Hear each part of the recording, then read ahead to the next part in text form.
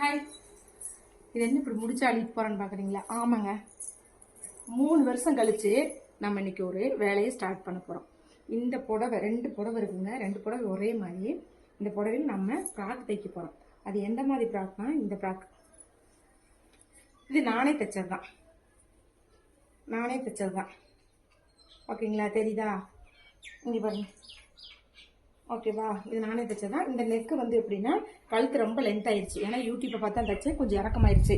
அதை மறைக்கிறதுக்காக இந்த நெக் அப்படி டிசைன் கொடுத்துட்டேன். அப்புறம் இது வந்து முந்தியில இந்த புடவை வந்து 16 வருஷம் ஆயிடுச்சு. ஓகேங்களா? 13 வருஷம் கழிச்சு தைச்சேன். இது தைச்சு 3 வருஷம் ஆயிடுச்சு. அப்பயும் எனக்கு தைக்க தெரியாது. யூடியூப்பையும் இன்ஸ்டாவையும் நம்பி தான் நான் தைச்சேன். அதே மாதிரி திரும்ப அந்த வேலையை 3 வருஷம் கழிச்சு நான் ஸ்டார்ட் பண்றேன். ஓகேங்களா?